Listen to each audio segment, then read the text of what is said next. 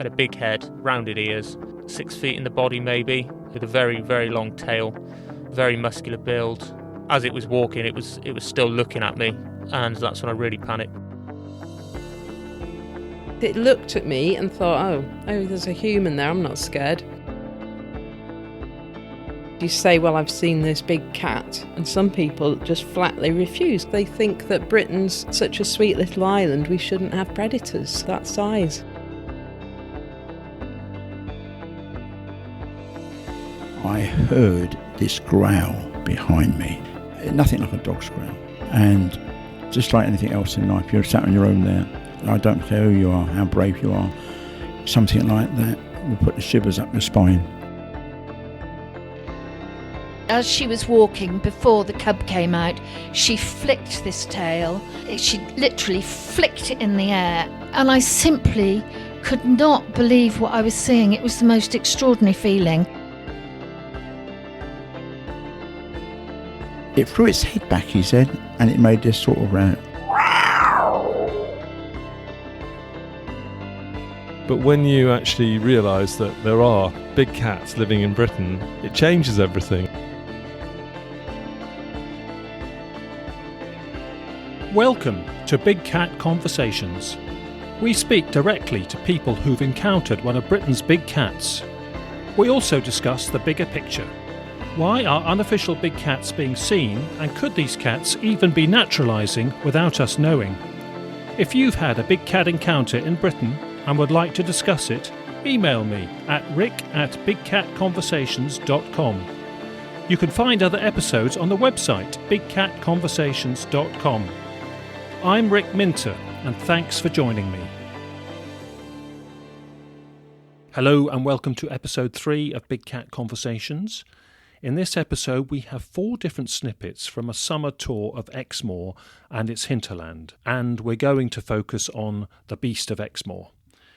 We're going to visit Exmoor Zoo, where they have black leopards, pumas and Eurasian lynx, the 3 main candidates of big cats seen in Britain.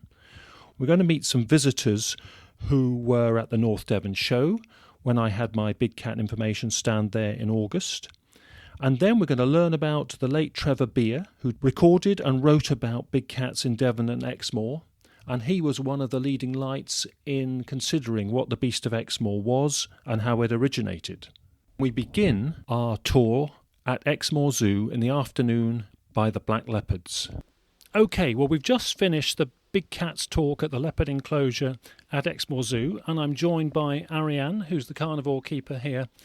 Ariane, you've actually had an encounter with one of these cats in the wild. Can you tell us all about it? When did it happen? What did you see? And what? And I gather your dog was with you, so can we hear about the dog's reaction as well?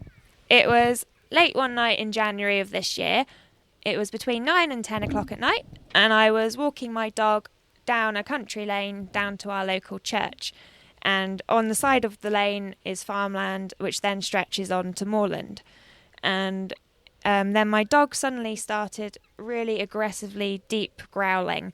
And my dog is a real sweetheart, and I've never heard this kind of sound come out of him before.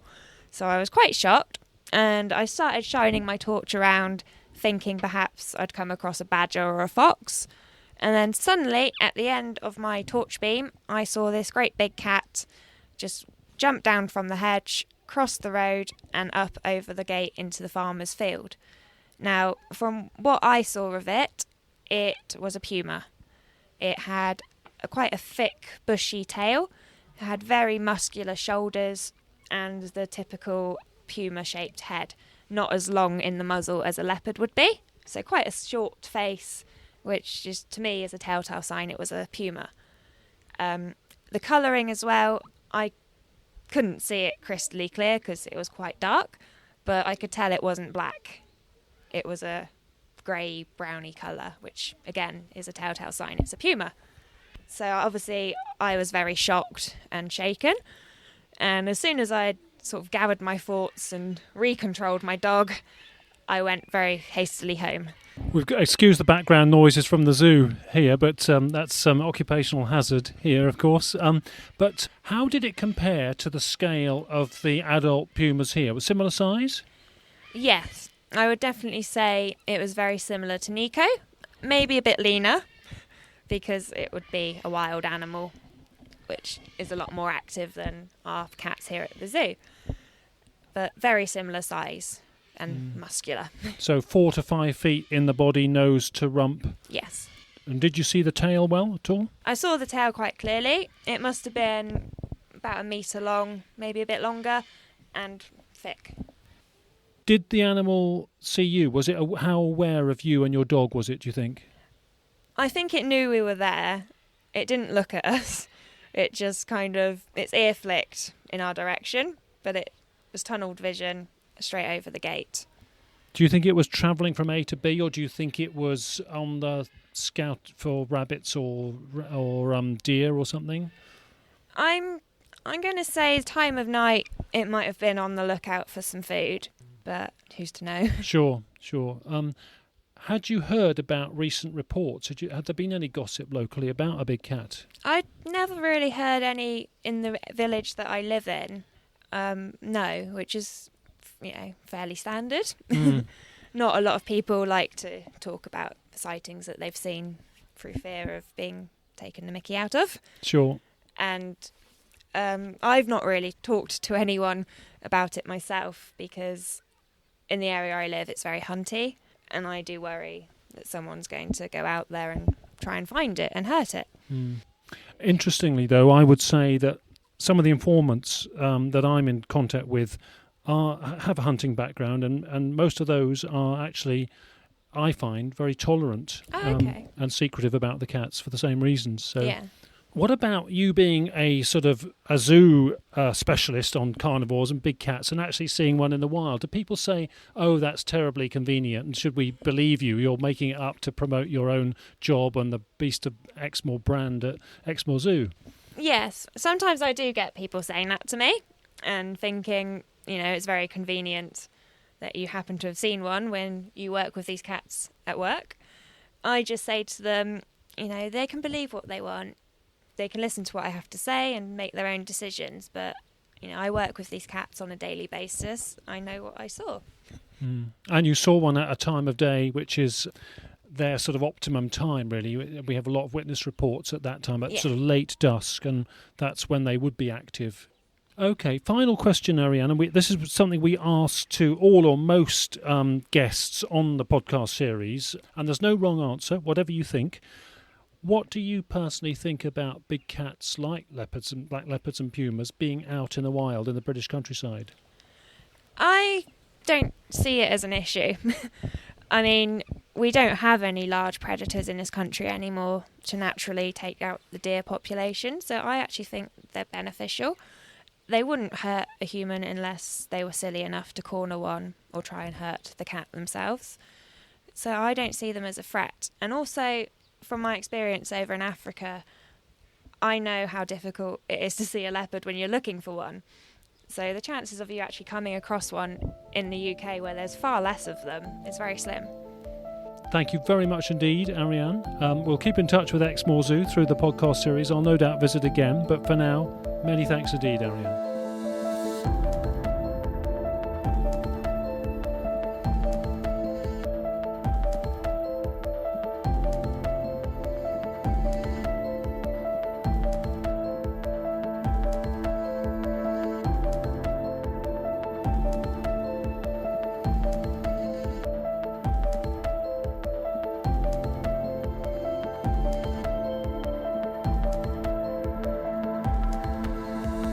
Word of the week this episode is in fact 2 words, a term, confirmation bias. It's something that we're all guilty of perhaps throughout all our lives, and something that we do perhaps every day. If we buy a local newspaper or a national newspaper, we tend to choose the one that reinforces our own views and our own values. So when we're studying an unusual subject like big cats, we've got to be extra cautious about how we scrutinise the evidence and try to rule out the sort of excitement and the natural interest we have in the topic when we look at a photo or look at a dropping or whatever kind of evidence we're investigating. So it's really a cautious note to all of us to be careful and remain objective as we assess information and assess evidence on whatever subject, but particularly something as intriguing and unusual and controversial as big cats in the British countryside. So there's your word of the week, or term of the week: confirmation bias.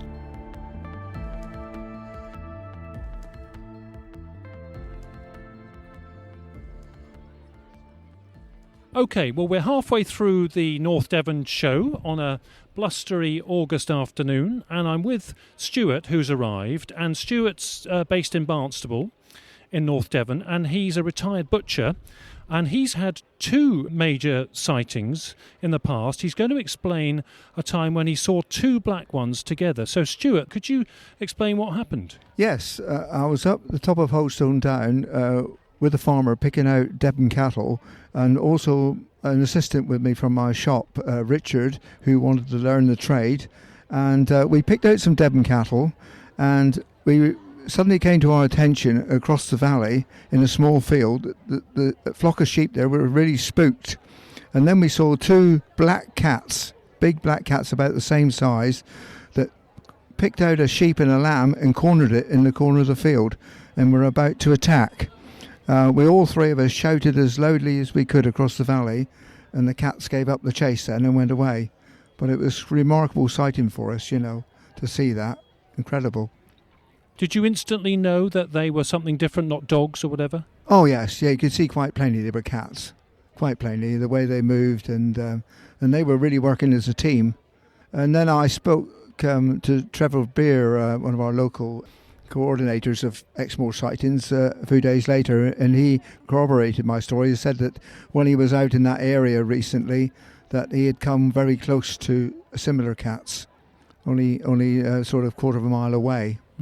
And also another local farmer who farmed in the farm next door, when I told him about the sighting, he said that he had found one of his sheep carcasses stripped to the bone halfway up a tree. So that certainly pointed to cat activity. The sheep that you observed, did they know what was happening?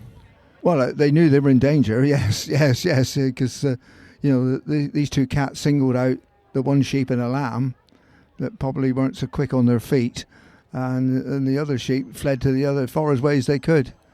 How far away were they from you? Was this incident from you as you observed? Oh, I would say about 500 metres, 500-600 metres. Okay, you had a good vantage. Yes, we had a perfect vantage point, because we were on one side of the valley looking immediately across at a field in a very steep valley, so yes, it was really phenomenal. I'll never forget it. It was yeah. What scale cats were they? What compared to, say, a Labrador dog or a German Shepherd dog would you judge?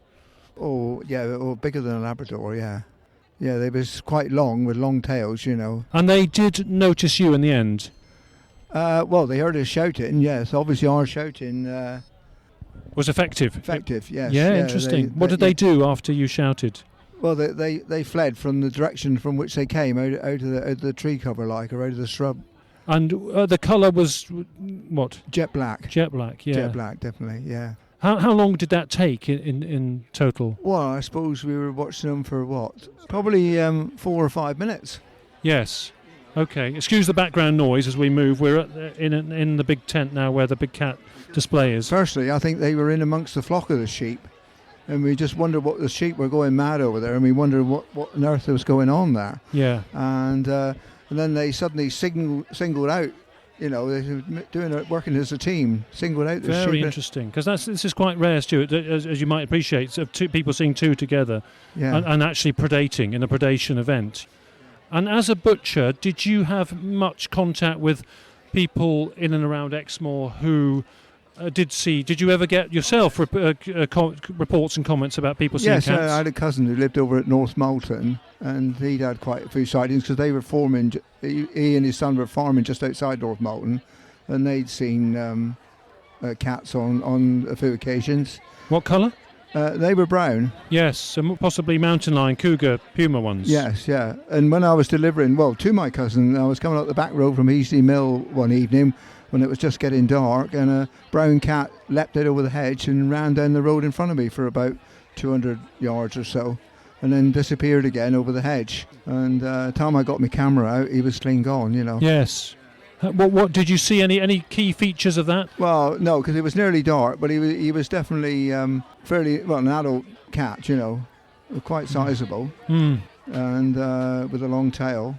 And he was definitely bothered and spooked by your presence, by your vehicle. And well, I don't think he was realised I was there. He came over the hedge and started trotting down the road, and I tried to follow along as inconspicuously as I could, but once he realised I was there, he was gone.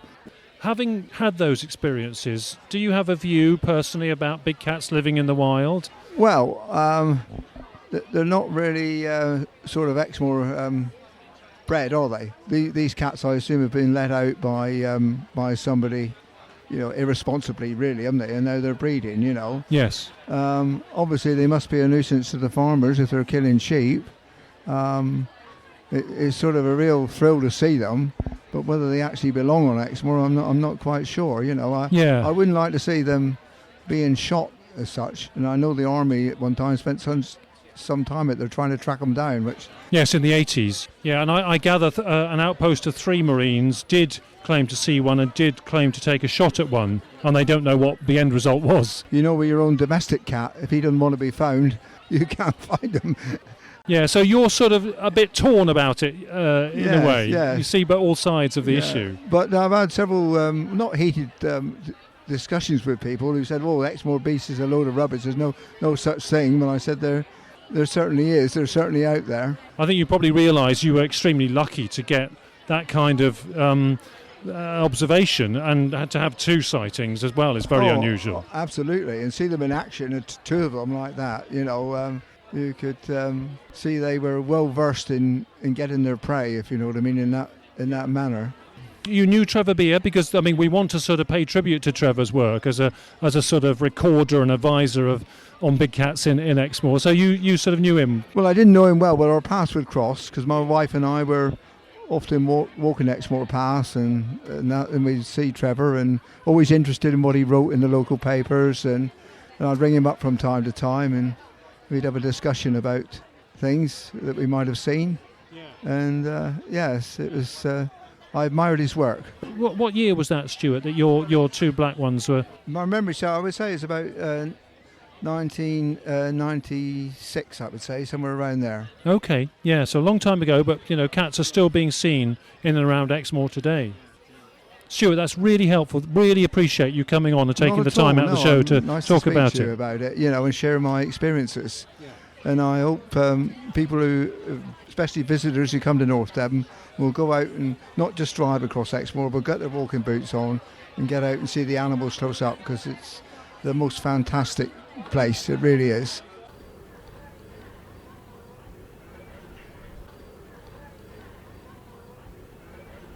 Well, we're further on during the day at the North Devon Show, and I'm now joined by Alex, who had a remarkable encounter in Exmoor a few years ago. Alex will tell us all about it, and we'll chat further about whether that is representative or not of how these animals behave. But Alex, thanks very much for coming along. Please tell us all about what happened to you. Well, it was Christmas Eve in 1985, and my friend Bob and I went to the Luttrell Arms in Dunster so we could experience a traditional Christmas with mince pies and the Salvation Army band, And I hadn't had anything to drink, by the way, any alcohol. And we decided to drive back to Taunton over the Brendon Hills because it was more interesting than just going back down the A358. And when we got to the top of the hill, Croydon Hill, it was amazing because there was a great gale blowing, and we thought, let's get out and experience this gale. So we got out of the vehicle and we stood shouting in the wind, and watching the trees bending, and we were shouting, "Merry Christmas, everyone." And of course there was nobody there, but we were just having a bit of fun. But a shocking thing happened, because just after we'd been shouting Happy Christmas or Merry Christmas, I turned round and there was a black panther behind us, and it was creeping up on us. It was really low down, and it was coming towards us with intent, as far as I was concerned. I could see it, and it was scary. I mean, can you imagine that? My friend got a cigarette lighter out of his pocket and said, "Fire, fire, fire." And the thing got up and bounded off into the undergrowth. It was incredible. And as it was actually creeping towards us, I actually said to my friend, "Look at that. What's that? That wasn't there just now." What was your emotion? Were you truly frightened, or was it other emotions? Or Well, I was actually frightened because I was aware that the Royal Marines had been out looking for a large black cat. And so when I saw this black cat creeping towards us, and by the way, there was no doubt about what it was. It was definitely a large black cat. I'd say it was a black panther. There's no doubt about it. I immediately thought, that's the Beast of Exmoor. So in those few seconds, I was scared. But it was a shock. Can you describe what you sort of took in about it? How would you sort of its key features and its movement and behaviour? It had powerful shoulders. It was edging towards us, and it was just down really low. It looked like its ears were down low, and it was just fixing its gaze upon us. This thing had intent. It was coming towards us for a purpose, and that's what struck me and my friend. And he took a few moments just to get his cigarette lighter out of his pocket and ignite it. But I just thank God we turned around when we did, because it was pretty close shave. What sort of scale would you say it was? It was very large. I went to see the black panther at Exmoor Zoo, called Zoysa, and I couldn't really see any difference in the size. So it was a very large black panther. Yeah, so a full-on adult, possibly male. That's what it looked like to me. I mean, it was such a shock. I mean, I was aware of all these reports about the Beast of Exmoor and all the sheep being killed and everything, but when you're on your way home on Christmas Eve, you don't really sort of expect to see a black panther right behind you, do you?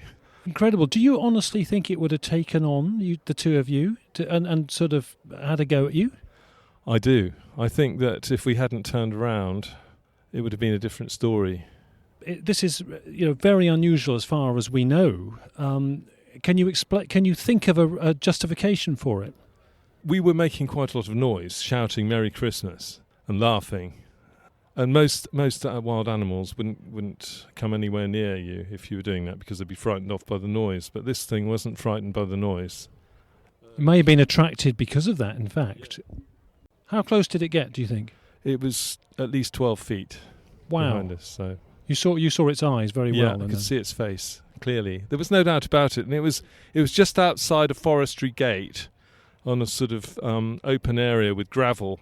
So there were no plants there or anything like that. You could see its face, you could see its body very clearly, and you could see it in the moonlight. I'm 100% certain it was a black panther. I have no doubt whatsoever. My friend would say the same. Yeah. Well, did it traumatise you at all afterwards for a while?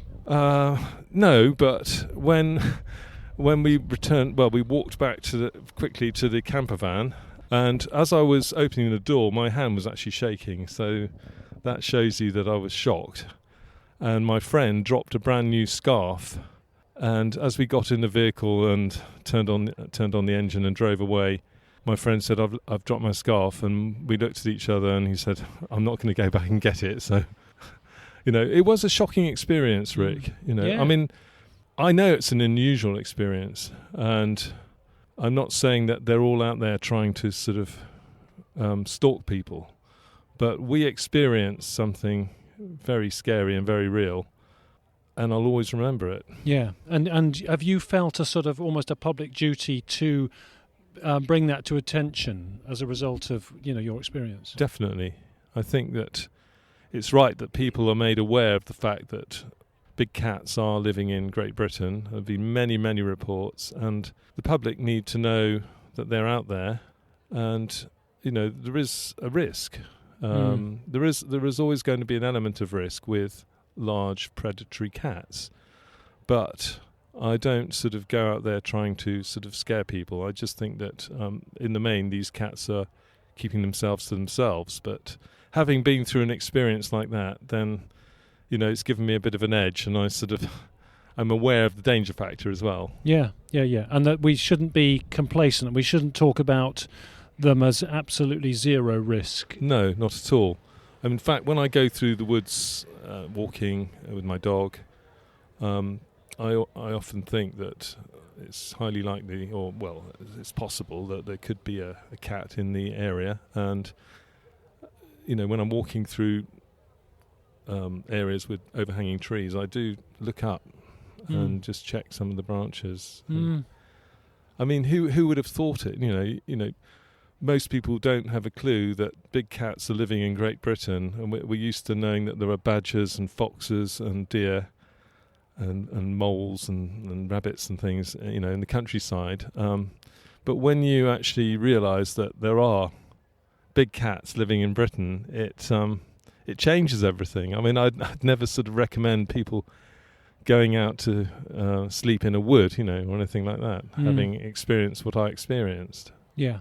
How quickly did it turn and retreat when you sort of decided to cause a commotion? Well, as soon as it saw the flame from my friend's cigarette lighter, it got up, and that's when I saw its full height, and it bounded off, and I was struck by the size of its tail. It had an enormous tail, and it ran off into the undergrowth. It was a powerful animal. I don't think there's a dog in England that would dare to take on what we saw. Even a huge mastiff would be scared. You don't think there's any reason for thinking it was just curious and observing you closely, thinking, what are those two upright sort of apes doing, calling into the wind? You think we look like apes, do you? No, I really don't think there's any reason to believe that it was just curious, because of the way it was creeping towards us, edging towards us, really low down. I believe that it was stalking us, and it was ready to pounce. It didn't look curious. It looked mean, threatening. Yeah. And but when I went to Exmoor Zoo and I saw Zoysa the leopard, I thought he was delightful. He's very friendly towards the photographer John, who's got a sort of rapport with it, and it was great. It was lying on its back, and he was talking to it. And it was really nice for me to actually see a black panther looking like that. And I have no sort of ill feelings towards the one I saw. I mean, it may well have gone on by now, but of course, many years later. But I didn't actually report it the next day because I actually felt sorry for it. I knew that the Royal Marines had been out looking for a big cat on Exmoor. I think about 400 sheep were killed before the Royal Marines were invited in, but I didn't sort of want to see it shot, even though I'd had a close encounter with it. My thought was not to sort of see it killed, and I still feel the same now. I did eventually report it, and it was in the paper, but that was months later. It was in the Somerset County Gazette. I think the headline was, "I was stalked by the Beast of Exmoor, says Taunton Man." But I think that the public need to be aware that there is a population of big cats, and it's great to go around with you sometimes to your tent, Rick, and chat to people and let people find out the facts about big cats in Britain. But we certainly don't want to do sort of scaremongering, and I don't think the answer is to go out there with sort of bloodhounds and men with rifles. I think that this all has, if there's a report of a cat, it needs to be monitored. It needs to be looked into. If it's misbehaving. Yeah. I mean, if there's a real danger to the public. But from the amount of reports I get sent to me, because I have a website, it's obvious that there are many out there. I suspect that there could be several hundred breeding. Yeah. Well, and of course, that's a sort of ongoing consideration we'll have through the series of podcasts. And what is that bigger picture? Are they naturalising? Are they a stable, possibly growing population? Is there any inbreeding, or have they outdone the inbreeding and are healthy and genetically strong? It's a very interesting question. But, I mean, Rick, that you've had reports of mothers with cubs. You've written out that experience in full for people to read, haven't you, on the website? Yes, I have. It's on there. And so people can look at that. I mean, we ask everybody this question, and there's no right or wrong. It's whatever you feel. Your own personal views about big cats being out in Britain. You've sort of hinted of some of the issues, but what personally, do you think it's good, bad, indifferent? It all depends, or what? Well, it makes walking around in Britain a bit more exciting in some ways, but There is a risk factor that wasn't really there before in recent history, and people need to be aware about this. It's no good just pushing it under the carpet and trying to pretend it doesn't exist as an issue. I think that the fact is they are here, and we've got to accept that. I mean, I think that if they tried to hunt down every big cat in England, it would just be almost impossible task with all the railway tunnels and culverts and caves and things like that. And they're so elusive, aren't they? I mean, yeah, and not all landowners would allow it to happen, from my experience, from the feedback to me. People need to be aware. They need to keep their wits about them. And so education is very important. And so that's why I'm so interested in your work, Rick, because I know you do great work to let people become aware about big cats in Britain. And you do a really good job. But it's a two-way process, as you know. You've been at many stores with me. We only know what we do largely through other people relaying their stories and encounters to us. That's right. And putting it all together. That's right. Which is, again, what the podcast will help with as well. And it's always so interesting to hear all the different reports.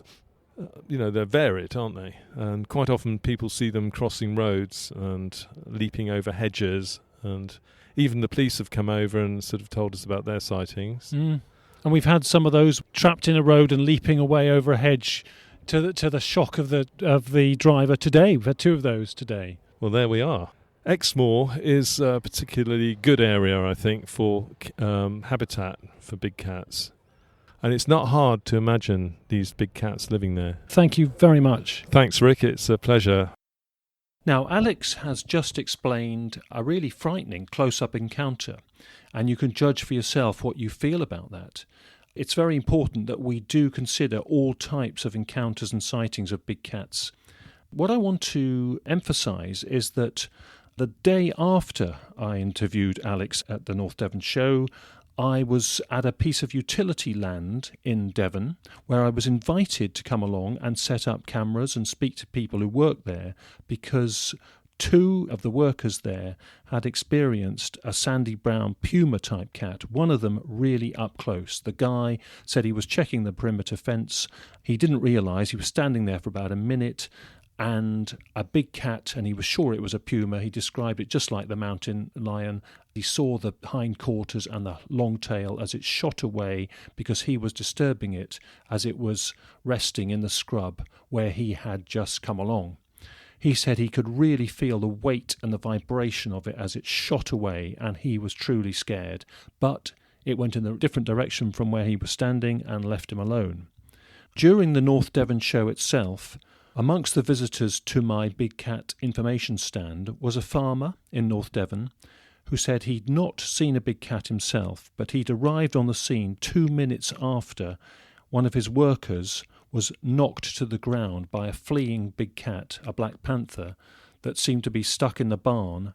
His worker had opened the door and it had shot out past him, escaping, not trying to attack him, but just passing him at speed and knocking him to the floor. So people do experience different types of situations close up to big cats, it seems, and we must judge for ourselves what the behaviour and the intent is of the cats at that time. Okay, well, we're keeping the Exmoor theme going with our next guest, and we're joined by Endymion, who is based in Barnstaple, and Endymion is, amongst other things, an illustrator. And those of you who see Exmoor magazine will be familiar with her natural history colour illustrations in that magazine. And Endymion is a long-term friend of Trevor Beer, who is somebody we're going to pay tribute to in this next session. And Trevor died at the age of 80 in 2017, and he was one of the founding fathers of big cat sort of work and writing in Britain. He was involved in looking into the Beast of Exmoor mystery and following up sightings and investigations and taking reports.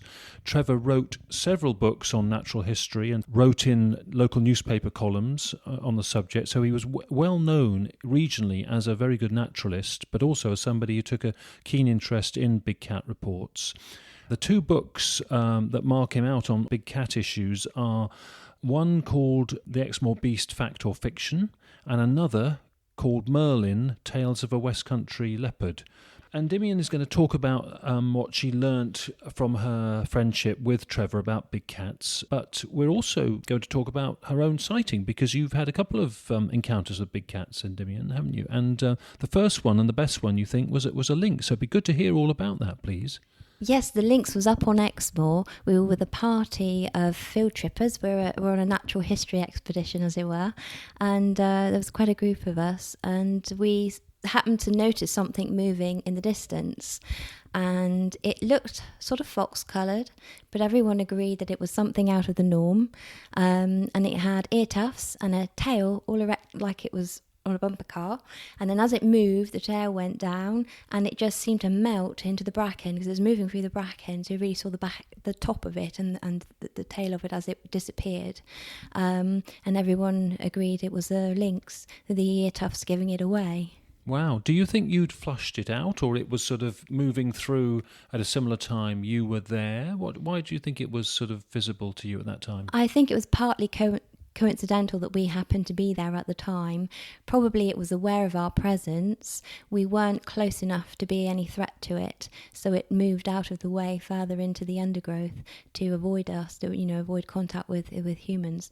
And possibly it was on the hunt for rabbits or something like that. There are plenty in the hedgerow, of course, up there. How did you know it was a lynx and not a fox or a deer or something? It was bigger than a fox, and the ear tufts gave it away.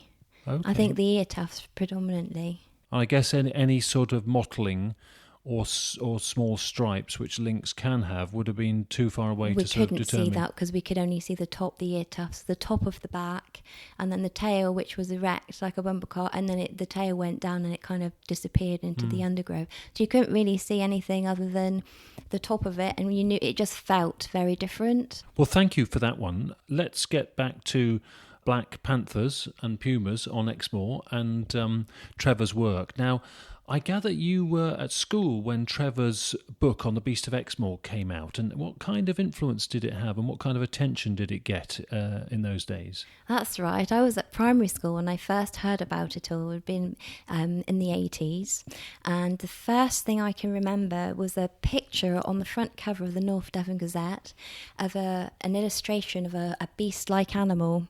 And it was quite spectacular, and there was a lot of media hype about some of the sightings. And we had a teacher called Mrs. Westacott, and she'd brought in one of Trevor's books. And it's the first time I'd heard anything about the Exmoor Beast, and we were all absolutely enthralled and fascinated by it. And she explained that it was, probably a big cat escaped up on Exmoor because she'd read the book, and she told us all about the author and all about the book, and we were very interested. And the next thing I knew, I was working with the theatre.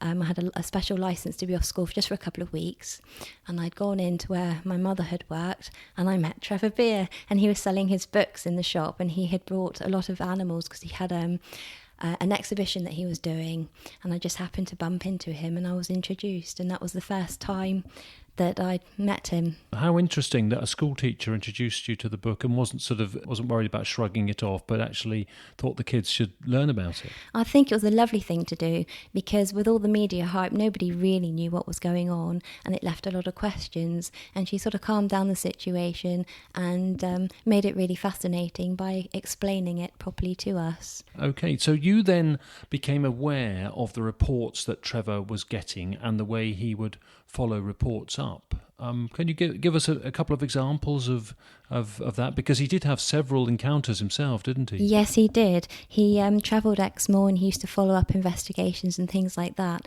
I used to file reports for him. It was one of the first things I did on work experience. I was sent back to him to do a couple of weeks work experience with him from schools and colleges because of the work that we were doing.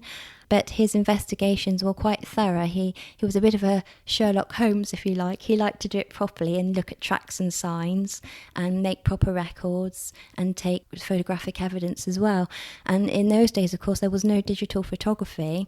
If there was anything on the move, it was pot luck as to whether you got it. And you had to wait for your film to come back as slides, as transparencies, to see what you actually had. So it's quite exciting. And now I follow up reports routinely, and I never expect to see a cat. I mean, I've been lucky enough to have one very good sighting in the past, but I think you're going to be extremely lucky to see a cat. But he followed some up, and he actually did see them. Is that right? Yes, he did. I think one of the best sightings he had was up on Exmoor, and what he learnt was that they were hunting rabbits. There were a lot of talk about sheep kills and things like that, and he'd been plotting the movements of the cat on a map to get some idea of how the animal was living and to sort of understand some of the natural history behind it. And they were definitely following sort of the deer at some of the time, wherever the deer were going seasonally, the cats seemed to follow. But this one was hunting rabbits, and I suppose it makes sense because they're easier probably to catch than a deer. But it was quite happy, deer all around, sheep all around, and it was hunting rabbits. And I remember him being quite interested in that because all the reports thus far had been of sheep kills and what have you. Yes, and of course we're talking about red deer, aren't we? Yes, red deer up on Exmoor. And they will migrate through the seasons, so cats may well ebb and flow with their main prey source, perhaps, yeah. Yes, up on the moors for the rut, and then as the weather becomes colder, they go down to the lower lying areas, lie up in woods for shelter. And I gather, like many of us, Trevor was fairly wary of who he told about sort of sightings and where he was going and where he got his information, because he was concerned about trophy hunters or people visiting areas for the wrong reasons, following up big cat stories, so he was careful. Partly for the protection of the cats, but also if you have people going out trying to shoot an animal and they happen to injure it, then you've got another sort of animal on your hands, and it could become, a dangerous situation. But he always said if the cats are left alone, they don't cause people any harm, and he knew of farmers that had them living on the land that were perfectly happy to have them there. What was his view on the main origins? Did he think they were trophy pets released largely? Well, at first, he started out as a sceptic because of all the media hype and all the rest of it. And then he decided he would investigate because of the reports. So because he was a nature columnist, he asked his readers for sightings to gather evidence and information. And it coincided with a national report of a huge black cat in Scotland having been killed in a fox snare. And we heard that Di Francis had gone up to Scotland to investigate. She's a South Devon lady, author of Cat Country. He was also in touch with Nigel Brearley. Nigel wanted to trap the cats for evidence that they existed. And as the reports came in, he found that a lot of people that had been attached emotionally to their animals, their pets, had released those animals up onto the moors when the Dangerous Animals Act came in. I think it was about 1976. And they couldn't afford the licenses, so they let them go. He had footage of, video of people with cats as pets. As big cats, like black leopards as pets. And puma, yes. And some escapes from zoos and situations like that. So where they were able to meet up, it's probable that there were offspring. We know that if the cats are of different species, that offspring will be infertile. But there's nothing to say that, two black cats couldn't have had young. So he felt he had direct evidence that trophy pets had been released. Yes, he did, first-hand from the owners that had released them. Very interesting. And that was in Devon and around? Yes, several in North Devon. Okay. Some of his encounters, did you hear directly soon after he had an encounter did you pick up his emotion and get his sort of first-hand reports? What were they like? I always remember when he saw the black cat down in the valley at the bottom of his sanctuary, he said it was the feeling of the animal, the sort of hairs on the back of your neck sort of stand up a bit and you get chills, and it was just the presence of this amazing, beautiful creature, and then it would just disappear, and you'd think, oh, where did it go? It'd disappear into the woods, you know. But it does bring home the fact that we really don't know all the species that we have in Britain, or, you know, certainly not all over the world, when we're still discovering new tiny little insect species and new moths and things like that. And we have something quite amazing like these cats out there in the wild now. Obviously, they must be breeding because they're seen farther afield now as well. We need to do much more natural history research, and it's amazing to discover all these wonderful secrets. How interesting that Trevor acquired a bit of land that he called his sanctuary, which was a bit of a nature haven, and he actually saw one from there. That's It was right down in a valley because his haven was a little island, if you like, within a farmland. So he was in close contact with the farmers there as well. So it was very, very private, very secluded, and you had wonderful views down over the valley. And he saw the cat coming down over the fields, down into the bottom of the valley, and then it turned off and followed it along, so we weren't sure if it was coming up into the woods, but it was incredible, and he was so excited to see it. But far enough away not to be too scared as well. Yeah. Okay, now, Trevor was a very good self-taught artist, and you are indeed as well, and you sort of learnt the ropes through him. Can you tell us a bit about his natural history artwork, and then his when he did cats, what was his inspiration and what was his techniques and things? His inspiration was natural history and all the field trips and explorations he had throughout the countryside, and he would draw from memory, or he would sit in the field and draw, but it was all hand done. He would sometimes do watercolour or pen and ink, sometimes line and wash, and occasionally acrylic. So he had a varied range of medium that he could use. My favourites were his pen and ink. They were very detailed, but he was always the teacher, I feel. When he wrote an article, he could paint pictures with his words, and when he did an illustration or a beautiful picture, he was telling you this is a species, and this is the habitat in which it lives, and this is the sort of area that you would have to go to find it.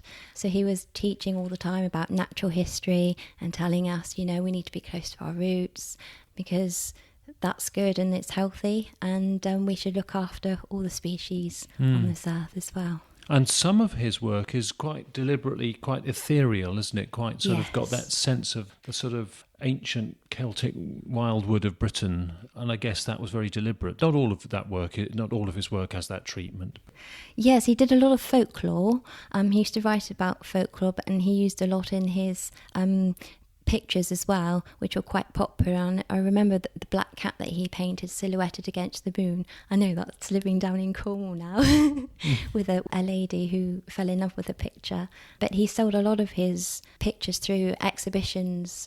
We did a travelling one called Penmaster, and I thought that was apt because he was a writer, a nature writer, books and articles, and he used his pen to illustrate as well, and it just seemed to fit at the time. And he had a series of pictures all pewter framed, and they went to Dartmoor, Exmoor, and the Landmark Theatre and the Queen's Theatre and various places. It was a roving exhibition, and that sold really well. So they were very popular.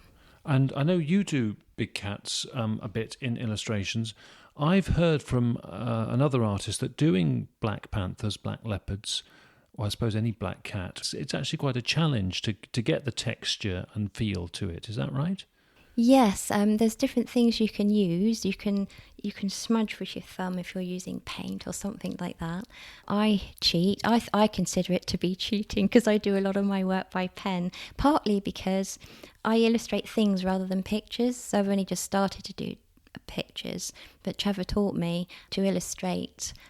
He said to illustrate my first book, you see, and that's what got me going. I said, I can't do that. He said, yes, you can, have a go. So I started, and I found that if I use pen and ink, I have a black and white version, and then I can watercolour it and have a coloured version. Tigger's joining in the conversation. You can probably hear him. Because you never quite know what's going to be published. So if I've got both ready, then that's Okay. easier. And I build up a library then of images. Yes. Now, tell us about one of my favourite books, Bod the Beast of Bodmin Moor, the cartoon character? Oh gosh, that was it wasn't going to be a book. It was actually a cartoon strip in a newsletter I had produced for Colliford Lake Park, and when I was working down there, and it got sort of popular, and I did sort of a few, and then the bug sort of bit me, and I kept drawing them. Tell us a bit about what Bod did in his travels. He's basically exploring the countryside as a wildcat that's been released in Britain, so he doesn't know about the British way, so it's a bit of a play on words and things like that. And then he meets Min, a companion, and they go about the countryside discovering natural history and things like that. But I did it because I wanted the empathy behind the big cats, because if they have been released into the countryside, it's not their fault that they're here. They're here because we all put them there, so we shouldn't persecute them. We should kind of work with it and see what we can do to make it all work, because they're part of our biodiversity now. And that leads us on to the final question. What do you think about big cats living in the wild in Britain? I think it's an incredible situation, but I still think it does prove that we really don't know what we have on our own doorsteps in the countryside. And we should study natural history a lot more because we're still discovering new species, which is wonderful. Okay. Endymion, I want to thank you very much. We really appreciate you coming on the show and paying tribute to Trevor and talking about your own work. So. He's very much missed. He was a great teacher and a wonderful friend. Thank you very much. Okay, that wraps up our brief tour of Exmoor, but we will return to that area of North Devon and Somerset in a future episode. We'll return to Exmoor Zoo and learn more about the black leopards and pumas there. We'll hear about the work of the late Nigel Brierley, who helped farmers to assess their sheep carcasses in the 80s, and he even tried to set up traps with some farmers to see if they could actually get a big cat up close to learn about. We'll also hear from a young documentary maker who had an amazing sighting of a big cat trapped in the road in front of his car, and that inspired him to make a programme about the big cats of Britain. Next episode, we hear in depth from Frank Tunbridge, who works in and around Gloucestershire. We'll hear about his own encounters and hear about the reports he receives. So, thanks for listening and join us next time.